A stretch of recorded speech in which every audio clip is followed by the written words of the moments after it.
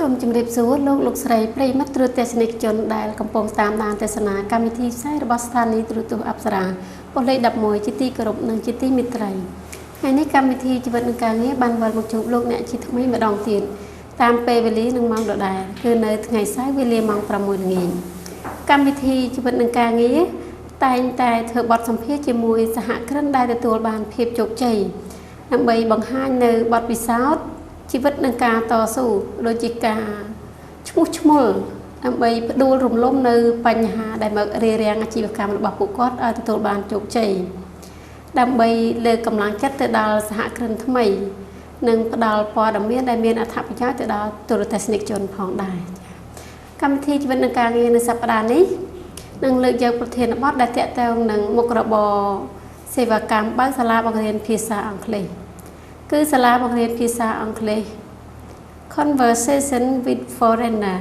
ដែលមានលោកហ៊ុយសម្បូរជានាយកគ្រប់គ្រងប្រតិបត្តិការនៅទីនេះផ្ទាល់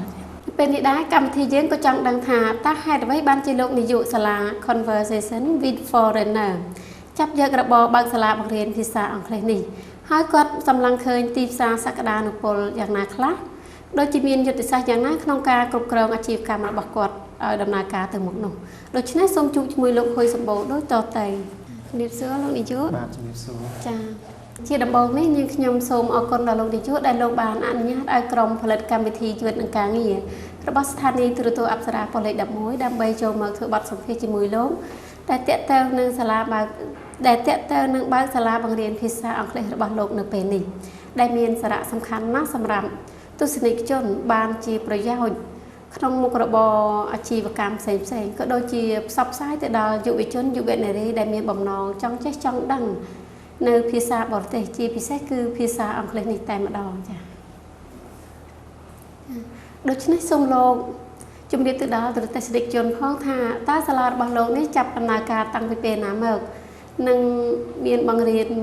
អ្វីខ្លះនៅក្នុងសាលានេះហើយមានគោលបំណងអ្វីដែរចា៎ជំរាបសួរទូទស្សនិកជនហើយជំរាបសួរម្ដងទៀតអញ្ចឹងតាក់ទិនជាមួយនឹងសាលាគឺយើងបង្កើតតាំងពីឆ្នាំ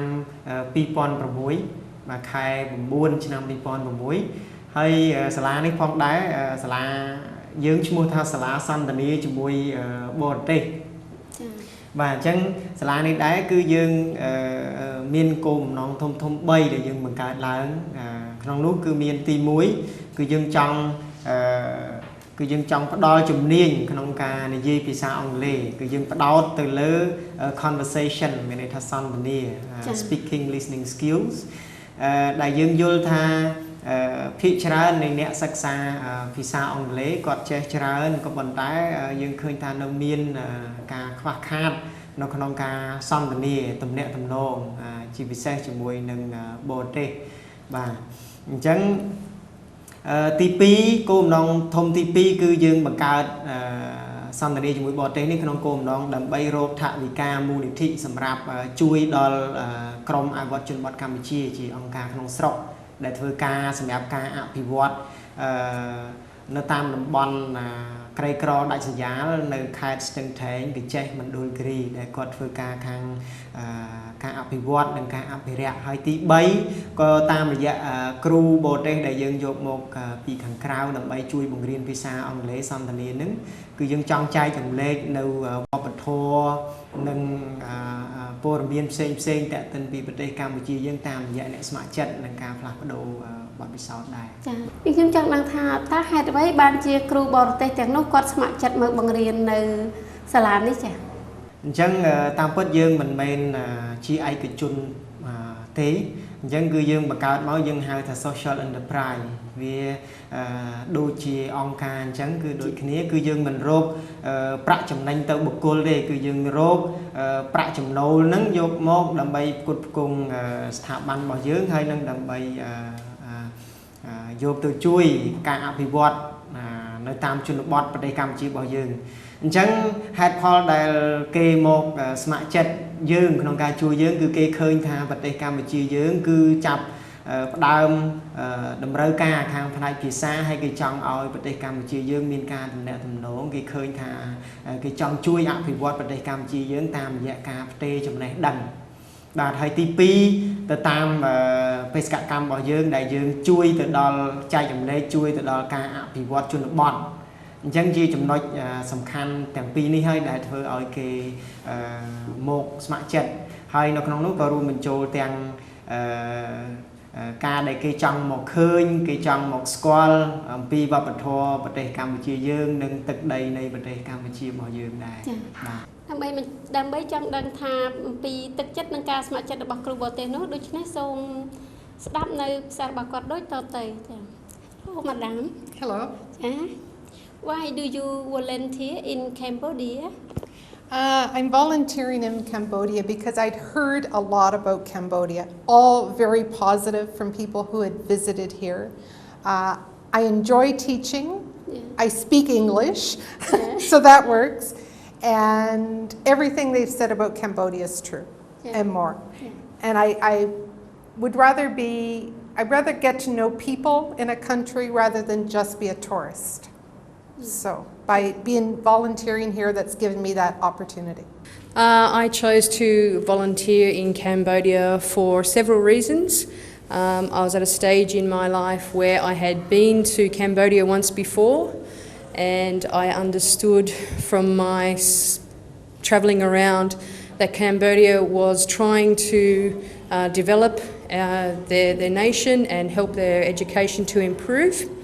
And when I went home again, I thought about many things, and I thought if I ever had an opportunity that I would like to come to Cambodia to volunteer, because I wanted to do some volunteering where I give back something to someone that doesn't really cost me anything. I chose to volunteer here at Conversations with Foreigners because of the nature of the program, their philosophy, what they're about. And that they are here to try and help improve their fellow Cambodians speak English at a relatively low cost. And also I like that the association that they have with Cambodian Rural Development Team. So I like the philosophy that they had, and after much research, I kept coming back to Conversations with Foreigners in terms of all my internet searching about who I was going to volunteer with. And after a lot of research, Conversations with Foreigners kept being number one with me. So here I am. តើគ្រូបរទេសទាំងអស់ដែលមកបង្រៀននៅសាលានេះមានចំនួនប្រមាណអ្នកដែរអញ្ចឹងជាមធ្យមនៅសាលារបស់យើងគឺយើងមាន4វគ្គក្នុងមួយឆ្នាំមានន័យថាក្នុងមួយវគ្គគឺជាមធ្យម11សប្តាហ៍បាទទាំងសម្រាប់ទាំងអីហ្នឹងវាចូលជិត3ខែបាទអញ្ចឹងក្នុងនោះក្នុងមួយវគ្គជាមធ្យមគឺគ្រូបរទេសដែលយើងធ្វើការចន្លោះពី14ទៅ20នាក់ក្នុងមួយវគ្គណាហើយកន្លងមកដែរគឺយើងបានធ្វើការជាមួយបរទេសដែលជនជាតិបរទេសផ្ទាល់ហ្នឹងជាង400នាក់ដែលនៅក្នុងនោះមកពីប្រទេសធំៗ3ប្រទេសអូស្ត្រាលីប្រទេសអង់គ្លេសហើយនិងសហរដ្ឋអាមេរិកហើយក៏ក្នុងនោះក៏យើងមាន New Zealand មានកាណាដាមានអាស៊ីយើងក៏ធ្លាប់មានដែរដូចជាមកពីសិង្ហបុរីអីជាដើមចាតែសាលានេះមានបង្រៀនភាសាអ្វីដែរបាទអញ្ចឹងយើងសាលាឈ្មោះសន្តានាជាមួយបរទេសជាពិសេសគឺយើងរៀនតែភាសាអង់គ្លេសទេចា៎បាទអញ្ចឹងនៅក្នុងផ្នែកភាសាអង់គ្លេសនោះសេវាកម្មបង្រៀនភាសាអង់គ្លេសហ្នឹងគឺយើងផ្ដោតតែទៅលើ2ជំនាញធំនៅក្នុងភាសាអង់គ្លេសហ្នឹងគឺភាសាជំនាញនៃការនិយាយហើយនិងជំនាញនៃការស្ដាប់ ដោយអនុវត្តផ្ទាល់ជាមួយនឹងគ្រូបរទេសតែម្ដង ចាតើហេតុអ្វីបានជាសាលានេះជ្រើសរើសយកតែភាសាអង់គ្លេសមួយយកមកបង្រៀនតែប៉ុណ្ណោះចា ពីសម័យមុនយើងរៀនដូចខ្ញុំអីជាឧទាហរណ៍ខ្ញុំរៀនបារាំង ចា បាទក៏ប៉ុន្តែក្រោយពេលដែលអ៊ុនតាក់ឆ្នាំ 1993 ចូលមកគឺយើងឃើញគេនិយាយភាសាអង់គ្លេសឃើញអីច្រើនអញ្ចឹងចាប់ផ្ដើមពីពេលនោះមកយើងឃើញថាមានការអភិវឌ្ឍហើយនឹងប្រជាជនយើងមានចំណូលចិត្តច្រើនហើយក៏ឃើញថាមានការរីកចម្រើនលឿនហើយតេតិនជាមួយនឹងបទពិសោធន៍ផ្ទាល់ផងដែរគឺយើងឃើញថាភាគច្រើនយើងរៀនជាមួយគ្រូខ្មែរមិនមែនថាមិនល្អទេក៏ប៉ុន្តែខ្វះការអនុវត្តជាក់ស្ដែងមានន័យថារៀនច្រើនគាត់អាចនិយាយល្អគាត់អាចសរសេរល្អគាត់អាចអានល្អ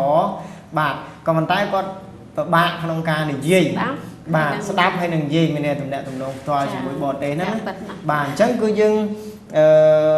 បង្កើតជា concept ជាគំនិតនឹងឡើងយើងយល់ថាយើងត្រូវតែផ្ដោតទៅលើអាហ្នឹងដើម្បីហាក់ដូចជារយៈពេលខ្លីយ៉ាងការអភិវឌ្ឍរយៈពេលខ្លីយ៉ាងធ្វើម៉េចឲ្យគាត់ជួយអ្វីដែលគាត់មានហ្នឹងឲ្យគាត់អាចយកទៅប្រើប្រាស់បានគ្រាន់តែយកអ្វីដែលគាត់មានហ្នឹងហើយនៅក្នុងហ្នឹងដែរផ្នែកសន្តានាហ្នឹងគឺយើងផ្ដោតតែ2ជំនាញហ្នឹងគឺដោយសារយើង concept របស់យើងជា social enterprise ផងមានន័យថាយើងអត់ចង់ប្រកួតប្រជែងជាមួយនឹងសាលាដទៃទេយើងគឺជាផ្នែកមួយនៃការបំពេញបន្ថែមមានន័យថាជំនាញបំពេញបន្ថែមអញ្ចឹងអស់លោកស្រីដែលគាត់ធ្លាប់ទៅរៀនខាងក្រៅអីច្រើនហើយអញ្ចឹងមកយើងគាត់យល់ថាគាត់ដូចខ្វះអានេះអញ្ចឹងគាត់មកបំពេញបន្ថែមជាមួយយើងដោយអនុវត្តផ្ទាល់ទៅហ្នឹងហើយអញ្ចឹងយើងអានេះជា concept social មួយដែលយើងចង់ជួយទាំងអស់ តើបំណងរបស់លោកទៅថ្ងៃមុខមានបំណងចង់យកភាសាបរទេសផ្សេងៗមកបង្រៀននៅក្នុងសាលានេះដែរឬទេបាទអញ្ចឹងអានេះវាជាសំណួររយៈពេលវែងអញ្ចឹងយើងមិនទាន់ដោយស្មោះត្រង់គឺយើងអត់ទាន់មានគំនិតនៅក្នុងការពង្រីកឲ្យមានភាសាច្រើនទេយើងចង់ផ្ដោតទៅលើអានឹងមួយឲ្យវាខ្លាំងហើយម្យ៉ាងទៀតយើងចង់មិនត្រឹមតែនៅក្នុងទីក្រុងភ្នំពេញទេយើងចាប់ផ្ដើមដំបូងនៅទីក្រុងភ្នំពេញទៅអនាគតទៀតគឺយើងចង់ផ្ដល់ឱកាសទៅឲ្យអ្នកដែលនៅតាមជនបទដែរមានន័យថានៅតាមខេត្តគាត់មានឱកាសនៅក្នុងការដែលគាត់អាចចូលរៀនជាមួយនឹងបរទេសដែរតើលោកសម្លឹងឃើញទីផ្សារសក្តានុពលយ៉ាងណាខ្លះទៅបណ្ដាលឲ្យលោកបង្កើតសាលាបង្រៀនភាសាអង់គ្លេសនេះឡើងអញ្ចឹងសក្តានុពលដែលយើងមើលឃើញដូចខ្ញុំបញ្ជាក់ពីដើមអញ្ចឹងហើយគឺថាបរិបទនៃការអភិវឌ្ឍនៃប្រទេសកម្ពុជាយើងតាំងពីបោះឆ្នោតមកហ្នឹងជាឧទាហរណ៍លើកទី1ហ្នឹងអញ្ចឹងក្រោយមកទៀតគឺយើងឃើញថាអ្នកជំនាន់ក្រោយនៅពេលដែលគាត់រៀនភាសាអង់គ្លេសគឺ concept គាត់មួយគឺគាត់យល់ថាបើគាត់មានភាសាអង់គ្លេសគឺគាត់អាចរកការងារបានប្រសើរហើយក៏អាចមានប្រាក់ខែបានច្រើនដែរដែលនៅក្នុងនោះយើងឃើញថាអ្នករៀនច្រើនគឺគាត់បានការងារនៅក្នុងស្ថាប័នរដ្ឋស្ថាប័នឯកជនឬមួយក៏ NGO ជាពិសេសអីចឹងអង្គការអីជាពិសេសបាទអញ្ចឹងអាហ្នឹងឯងដែលយើងមើលឃើញថាវាជាតម្រូវការចាំបាច់នាពេលបច្ចុប្បន្នហើយនៅក្នុងនោះទៅមុខទៀតក៏យើងនៅមានគំនិតសុតិធនិយមថាប្រទេសកម្ពុជាយើងកំពុងតែមានការអភិវឌ្ឍពីមួយថ្ងៃទៅមួយថ្ងៃហើយជាពិសេសទៀតនៅក្នុងឆ្នាំ2015ដែលជាឆ្នាំមួយដែលយើងបើកចំហborder របស់យើងបាននៅព្រំដែនរបស់យើងនៅក្នុងតំបន់អាស៊ានហ្នឹងដែលជាតម្រូវការចាំបាច់នៅក្នុងការទំនាក់ទំនងផ្នែកដែលគេយកភាសាអង់គ្លេសជាការទំនាក់ទំនងហ្នឹងអញ្ចឹងវានៅតែជាសក្តានុពលសម្រាប់ទៅមុខទៀតបាទនៅក្នុងបាទសូមអរគុណចា៎នៅបច្ចុប្បន្ននេះយើងសម្លឹងឃើញថារបបបើកសាលាបង្រៀនភាសាអង់គ្លេសបានរីករាលដាលជាច្រើនជាពិសេសគឺនៅក្នុងភ្នំពេញនេះតែម្ដងចង់ដឹងថាតើលោកមានគំនិតនិងលទ្ធភាពយ៉ាងណាក្នុងការពួតប្រជែងនោះចា៎យើងមិនធ្វើជាតួនាទីជា social យើងមិនធ្វើតួនាទីជាអ្នកបែកជើងអ្នកដតីទេគឺយើងធ្វើតួនាទីជាអ្នកដើរស្របជាមួយអ្នកដតីជាមួយគ្នាអ្នកដតីខ្ញុំចង់មានន័យថាដូចគូប្រជែងដែរបាទដែលកញ្ញាលើកមិញអញ្ចឹងបាទអញ្ចឹងយើងដើរជាមួយគ្នាដើម្បីសម្រេចគោលដៅរួមមួយគឺការអភិវឌ្ឍធនធានមនុស្សទាំងអស់គ្នាចូលរួមជាមួយគ្នាហើយនៅក្នុងនោះក៏វាមានចំណុចពិសេសរបស់សាលាដែលកន្លងមកគឺយើងមិនបានធ្វើការផ្សព្វផ្សាយអីធំដុំដែរទេគឺយុទ្ធសាស្ត្ររបស់យើងគឺ តាមរយៈការនិយាយតគ្នាអ្នកដែលគាត់សិក្សាហ្នឹងយើងមានចំនួន10000ជាងអ្នកកន្លងមកហ្នឹងគឺគាត់និយាយសុទ្ធតែនិយាយតគ្នាអញ្ចឹងយុទ្ធសាស្ត្រហ្នឹងវាជាផ្នែកមួយគឺថាយើងបដោតតែជំនាញ2យើងយកចំណុចខ្លាំងរបស់យើងចំណុចខ្លាំងរបស់យើងគឺជំនាញតែ2ហ្នឹងគឺ speaking and listening skill ហ្នឹងហើយទី2គុណភាពនៃការបង្រៀនរបស់យើងធ្វើម៉េចនៅក្នុងថ្នាក់យើងដាក់តែ13ទៅ15នាក់ទេគឺចំនួនតិចពីមុនខ្ញុំដាក់តែ10នាក់ទេប៉ុន្តែដោយសារភាគច្រើនអ្នកដែលមករៀនគាត់ច្រើនតែធ្វើការអីចឹងទៅគាត់អាប់សង់ខ្លះអីចឹងទៅវាតិចបាទអញ្ចឹងយើងក៏ពង្រីកមក13ទៅ15នាក់អីចឹងទៅបាទហើយទី2ទៀតគឺជាក្រុមទូចហើយយើងផ្ដោតលើជំនាញហ្នឹងហើយទី3ទៀតចំណុចខ្លាំងរបស់យើងគឺថាគាត់មកកន្លែងនេះគឺគាត់មកនិយាយតែម្ដងជាមួយនឹងបរទេសផ្ទាល់តែម្ដងអញ្ចឹងមានន័យថាគ្រប់កម្រិតទាំងអស់តាំងពីកម្រិតទី1រហូតទៅដល់កម្រិតបញ្ចប់គឺគាត់រៀនជាមួយបរទេសទាំងអស់ហើយចំណុចពិសេសបំផុតដែលអ្នកសិក្សាដែលគាត់ទទួលបាននោះគឺក្នុងមួយវគ្គហ្នឹងគឺគាត់មានបទពិសោធន៍ផ្ទាល់ជាមួយនឹងគ្រូដែលមានជាតិសាសផ្សេងគ្នាពីព្រោះការស្ដាប់ជំនាញស្ដាប់និងជំនាញនិយាយវាតេតិនទៅនឹងបទពិសោធន៍នៃការដែលគាត់រៀនជាមួយនឹងគ្រូឬក៏ទំនាក់ទំនងជាមួយនឹងអ្នកដទៃដែលមានន័យថា action គាត់បញ្ចេញសម្លេងខុសៗគ្នាអញ្ចឹងមានន័យថាធ្វើឲ្យគាត់នឹងស៊ាំដែរអានឹងជាចំណុចពិសេសសម្រាប់អ្នករៀនដែរបាទចំណុចទាំងនេះហើយដែលធ្វើឲ្យមានចំណាប់អារម្មណ៍ទៅដល់សិស្សហើយចំណុចពិសេសដែលយើងទទួលបានពិសេសមួយទៀតដែលជាចំណុចយើងគិតថាអាចថាជាការតាក់ទាញសិស្សដែរគឺអ្នករៀនភាគច្រើនគឺគាត់ចំណាស់ដែរហើយគាត់ចំណាស់គឺគាត់អាយុថាប្រហែលជាឪពុករបស់ខ្ញុំអីដែរហើយប៉ុន្តែគាត់មានគោលបំណងធ្វើជំនួយឬគាត់ដើរលេងប្រទេសក្រៅអីអញ្ចឹងទៅឬមួយក៏ទំនាក់ទំនងការងាររបស់គាត់អីជាដើមអញ្ចឹងណាបាទអញ្ចឹងគាត់ធ្វើការមួយថ្ងៃគាត់ធ្វើការច្រើនណាស់ហើយគាត់អត់ចាំទេគាត់ពិបាកចាំណាអញ្ចឹងអ្វីដែលគាត់មកកន្លែងនេះគឺមិនមែនគាត់មកអង្គុយរៀនគាត់មកអង្គុយសរសេរគាត់មកអង្គុយសរសេរទេគាត់មកដល់គឺ play មករៀនគេថាឲ្យ fun ហ្មងគឺថាមករៀនគឺមានសកម្មភាពហ្មងគឺមានថាយើងបង្រៀនបញ្ជ្រាបគាត់ឲ្យមាន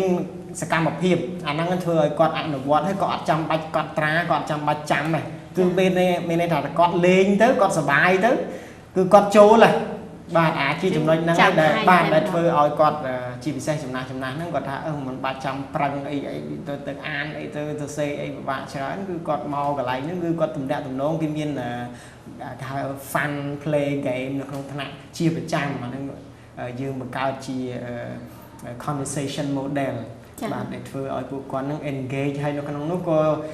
បង្កើតនូវមិត្តភាពកាន់តែជិតស្និទ្ធរវាងសិស្សហើយនឹងសិស្សហើយគ្រូហើយនឹងសិស្សទៀត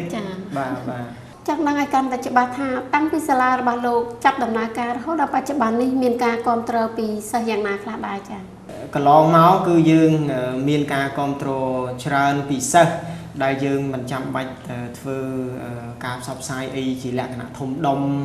អីទេគាត់និយាយតគ្នាតែម្ដងកន្លងមកហើយយើងមានតែចំនួននិយាយទៅភាគច្រើនគឺនៅក្នុងភាគច្រើនគឺសិស្សគាត់រៀនអាម៉ោងដែលគាត់ទំនេរបាទភាគច្រើនគឺយើងនៅមានច្រើនណាស់នៅក្នុងdatabase របស់យើងក៏នៅមានអ្នកដែលគាត់រងចាំច្រើនហើយជាលក្ខណៈពិសេសរបស់យើងនោះគឺត្រង់ថា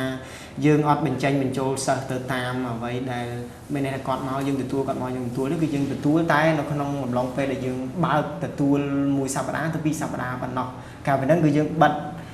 ហើយគឺគាត់ត្រូវចាំទៅដល់ចុងវគ្គទៀតព្រោះយើងអត់ចង់បញ្ចេញបញ្ចូលហើយកន្លងមកក៏អរគុណច្រើនសម្រាប់សិស្សរបស់យើងទាំងអស់ដែលមករៀននៅក្នុងនោះមករៀននៅ CBS យើងពីព្រោះលោកមិនត្រឹមមករៀនតែបានជំនាញទេខ្លួនលោកទេប៉ុន្តែអ្វីដែលសំខាន់ទៀតគឺលោកជួយទៅដល់សហគមន៍របស់លោកតាមរយៈថវិកាដែលគាត់ចំណាយមកបាទអញ្ចឹងយើងមានការsupport ពី local student យើងច្រើនតើតើនឹងការពង្រីកសាខាដែលលោកនាយកបាននិយាយពីដើមមកហើយថាលោកនឹងអាចពង្រីកទៅតាមខេត្តតើខេត្តណាមួយដែលលោកនឹងជ្រើសរើសទៅពង្រីកបន្ទាប់ពីសាខានៅក្នុងភ្នំពេញនេះចា៎ បាទអញ្ចឹងខេត្តដែលយើងចាប់អារម្មណ៍ជាងគេនៅក្នុងនោះដែលមានចំនួនប្រជាជនច្រើនទី1គឺអាចថានឹងខេត្តបាត់ដំបងហើយជំរឿសទី2របស់យើងគឺអាចនឹងខេត្តកំពង់ចាម ចា៎ ហើយនៅក្នុងនោះដែរដោយសារយើងធ្វើការអភិវឌ្ឍនៅតំបន់ភាគឦសានយើងចង់ទៅជួយកាន់តែគៀកនៅក្នុងតំបន់ភាគឦសានដូចជានៅទីរួមខេត្តកញ្ចេះប៉ុន្តែវាទីនោះវាជាតំបន់មួយដែលវាតូចប៉ុន្តែក៏យើងទុកនៅក្នុងគំនិតរបស់យើងដែលយើងថ្ងៃណាមួយយើងចង់បានចែកចម្លែកទៅតំបន់នៅភាគឦសានហ្នឹងឲ្យបានដែរក្នុងគោលបំណងចែកចម្លែកចំណេះដឹងហើយនឹងជួយទៅនឹងការអភិវឌ្ឍនិងការអភិរក្សនៅក្នុងតំបន់ភាគឦសានតាមដងទន្លេមេគង្គរបស់យើងស្របជាមួយនឹងអង្គការដែលយើង sponsor ដែលយើងជួយជាប្រចាំនឹងផងដែរ ដោយសារកម្មវិធីយើងក៏បានទៅដល់ទីបញ្ចប់ចាជាចុងក្រោយនេះតើលោកនាយកមានអ្វីចង់បន្ថែមដែលលោកនាយកចង់ចាសូមអញ្ជើញ បាទអញ្ចឹងអរគុណបាទអញ្ចឹងជាចុងក្រោយជាពិសេសខ្ញុំមានតែពាក្យសូមថ្លែងអំណរគុណយ៉ាងជ្រាលជ្រៅសម្រាប់ប៉ុស្តិ៍អប្សរាហើយនឹងក្រុមការងារដែលផ្ដល់ឱកាសឲ្យខ្ញុំបានមានឱកាសក្នុងការបង្ហាញអំពីស្ថាប័នរបស់ខ្ញុំហើយនៅក្នុងនោះដែរក៏ខ្ញុំសូមថ្លែងអំណរគុណយ៉ាងជ្រាលជ្រៅសម្រាប់សិស្ស CBS របស់យើងទាំងអស់ហើយជាពិសេសទៀតទៅលើក្រុមវឹកសាយបាលរបស់ CBS ទាំងអស់ដែលពួកគាត់មិនទទួលបានប្រាក់ខែអ្វីទេប៉ុន្តែពួកគាត់ព្យាយាមជួយតាំងពីដើមរហូតមកដល់ពេលបច្ចុប្បន្នហើយនឹងក៏សូមអរគុណសម្រាប់អ្នកស្ម័គ្រចិត្តបរទេសកន្លងមកដែលពួកគាត់ព្យាយាមតាំងពីនៅប្រទេសគេមកដល់ស្រុកខ្មែររបស់យើងហើយនឹងរស់នៅស្រុកខ្មែររបស់យើងរយៈពេលបញ្ចប់ការងារមួយហើយនៅក្នុងនោះដែរសម្រាប់ទស្សនិកជនដែលអស់លោកស្រីដែលចង់សិក្សាចង់ពង្រឹងជំនាញរបស់ពួកគាត់គឺយើងមានបើកវគ្គថ្មីដែលយើងនឹងចាប់ផ្ដើមក្នុងរយៈពេល2សប្តាហ៍ទៀតហើយនៅក្នុងនោះគឺយើងរើសសិស្សសរុបចំនួនត្រឹម700នាក់ទៀតសម្រាប់វគ្គខាងក្រោយនឹងទៀតហើយពួកគាត់រៀនបើចាប់ពីពេលខែ9ហ្នឹងរហូតដល់ខែ12បាទហើយបើសិនជាពួកគាត់ចំណាប់អារម្មណ៍អីគាត់អាចមកទំនាក់ទំនងនៅសាលាយើងដែលមានស័យដ្ឋានផ្ទះលេខ 247C ផ្លូវ 271អាចទំនាក់ទំនងសាលាតាមរយៈប្រព័ន្ធទូរស័ព្ទលេខ 023 30 6363 040 បាទឬមួយក៏តំណតំណងមកខ្ញុំផ្ទាល់ក៏បានតាមរយៈ 012 659 200 បាទហើយជាចុងបញ្ចប់ដែរតាម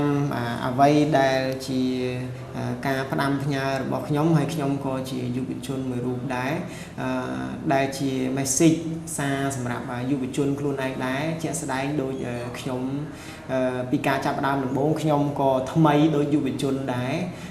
គ្រាន់តែសូមផ្ដាំផ្ញើថាត្រូវមានទំនុកចិត្តនៅលើខ្លួនឯងមានន័យថាពេលដែលយើងរៀនហើយយើងត្រូវយល់ថាតើយើងចេះអ្វីខ្លះហើយយើងចង់ធ្វើអ្វីដោយខ្លួនឯងនៅក្នុងនោះជាក់ស្ដែងដែលខ្ញុំចប់មកពីសាលាផ្ទាល់ក៏ខ្ញុំអត់មានអីដែរហើយប៉ុន្តែគេឲ្យខ្ញុំធ្វើជា manager តែម្ដងគ្រប់គ្រងទាំងខ្មែរផងគ្រប់គ្រងទាំងបរទេសផងប៉ុន្តែខ្ញុំយល់ថាខ្ញុំមានជំនាញហើយដោយសារខ្ញុំមាន background ជា entrepreneur ផងអញ្ចឹងខ្ញុំគិតថាខ្ញុំអាចធ្វើបានខ្ញុំយល់ថាខ្ញុំរៀនជំនាញពីសាលាមកខ្ញុំអាចយកវាមកប្រើប្រាស់បានអញ្ចឹងក្នុងន័យនេះខ្ញុំក៏ចង់ផ្ដាំផ្ញើទៅយុវជនយើងថាពេលខ្លះដែលគាត់ចប់ពីការសិក្សាពេលខ្លះគាត់អាចនឹងសួរសំណួរខ្លួនឯងថាគាត់មិនដឹងចេះអីទេអញ្ចឹងការសួរសំណួរខ្លួនឯងពាក្យនេះគឺអាចមានលក្ខខណ្ឌពីរទី1ថាតើគាត់មិនចេះអីមែនឬមួយក៏គាត់សួរដើម្បីបញ្ញាក់ខ្លួនឯងថាតើអ្វីខ្លះទៀតដែលគាត់ត្រូវរៀនបាទអញ្ចឹងសូមប៉ុណ្ណឹងបាទសូមអរគុណដូច្នេះក៏សូមអរគុណយ៉ាងជ្រាលជ្រៅចំពោះការតាមដានកម្មវិធីនេះតាំងពីដើមរហូតដល់ចប់ពេលនេះនាងខ្ញុំសូមអរគុណសូមគោរពលា